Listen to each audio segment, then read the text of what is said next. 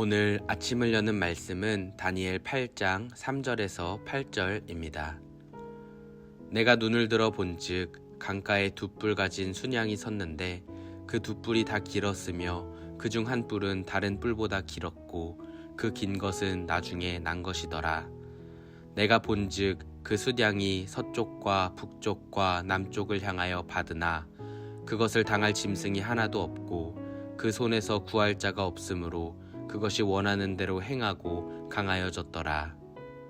내가 생각할 때에 한 수렴소가 서쪽에서부터 와서 온 지면에 두루 다니되 땅에 닿지 아니하며 그 염소의 두 눈 사이에는 현저한 뿔이 있더라.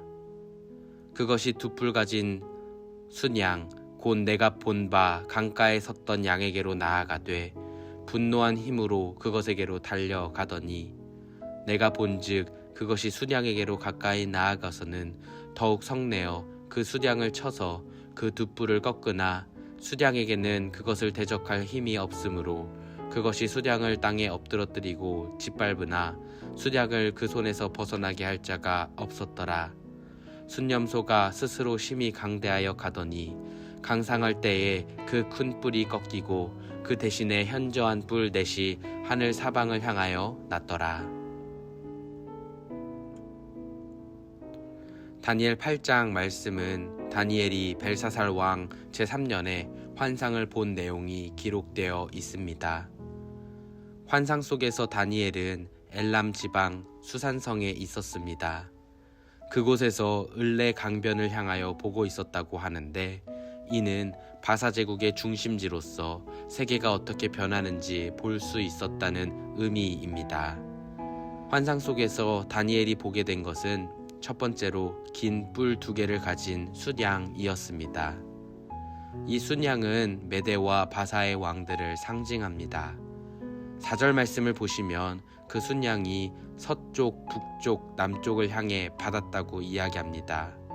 그때 그것을 감당할 짐승이 없었다고 말하며 메대와 바사가 지닌 위엄을 보여줍니다. 그러면서 다니엘은 이 순양의 뿔 두 개가 서로 크기가 다르고 난 시기가 다름을 발견하는데 이를 통해 훗날 더 큰 뿔인 바사가 작은 뿔 메대를 합병하는 것을 보여주기도 합니다. 성도 여러분, 오늘 본문을 통해 하나님께서는 다니엘에게 자신이 이스라엘만이 아닌 온 세상을 주관하시고 다스리시는 분임을 일러 주십니다.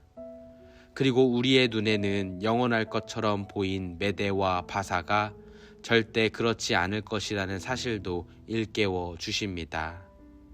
우리는 보지 못한 것을 믿지 않는 경향이 있는 연약한 피조물이기 때문에 하나님께서 다니엘에게 그리고 다니엘을 통해 우리에게 일깨워 주시는 것입니다. 하나님께서는 환상을 통해 다니엘에게 수렴소를 보여주십니다. 이것이 오늘 본문에서 나타난 두 번째 이야기인데 이 수렴소 눈 사이에는 커다란 뿔을 가지고 있었고 순양에게 돌진하여 그것을 짓밟을 정도로 강력하였다고 기록하고 있습니다. 성도 여러분, 이 순염소가 누구인지 아십니까? 본문 후반부에서는 이가 헬라 왕임을 밝힙니다. 그리고 수렴소의 눈 사이에 난 커다란 뿔은 헬라의 첫 번째 왕이라고 밝히는데 이는 역사적으로 볼 때 알렉산더 왕입니다. 수렴소인 알렉산더 앞에 바사를 비롯한 여러 제국은 추풍낙엽처럼 쓰러졌던 것입니다. 하지만 성도 여러분, 하나님께서는 이처럼 강인한 수렴소도 결코 영원하지 않을 것이라고 말씀하십니다. 하나님께서는 이 수렴소도 꺾으시는데 언제 꺾으시냐면 8절 말씀과도 같이 심히 강대할 때 그 뿔을 꺾으셨습니다. 이는 알렉산더가 자신의 가장 전성기인 시절에 단명하게 되었던 것을 우리에게 연상시켜 줍니다. 그리고 하나님께서는 이 커다란 뿔 대신에 4개의 뿔이 생겨나게 하시는데 이 4개의 뿔은 알렉산더 이후 헬라가 4개의 국가로 분열된 모습을 우리에게 보여주는 것입니다. 이렇듯 하나님께서는 역사를 주관하시는 분입니다. 단순히 이스라엘과 믿는 자들의 삶만 주관하시는 것이 아닌 온 인류의 역사 또한 하나님의 권능의 손 아래에 있습니다. 우리는 유한한 시간과 제한된 시각 속에 살아가는 피조물입니다. 그런 우리를 위해 하나님께서는 오늘 본문에서 다니엘에게 환상을 보여주어 하나님의 뜻을 드러내 주셨고 2000년 전에는 예수 그리스도를 보내주사 구원의 역사를 증명해 주셨으며 오늘날 우리에게는 보혜사 성령님으로 하나님과 교통하게 하시고 하나님의 귀한 성경 말씀을 읽을 수 있도록 허락해 주셨습니다.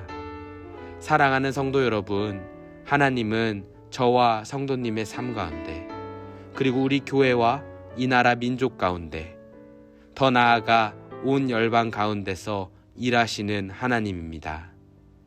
그러한 하나님의 일하심을 발견하기 위해서는 성령의 인도하심을 구하고 성경 말씀을 가까이 해야만 합니다.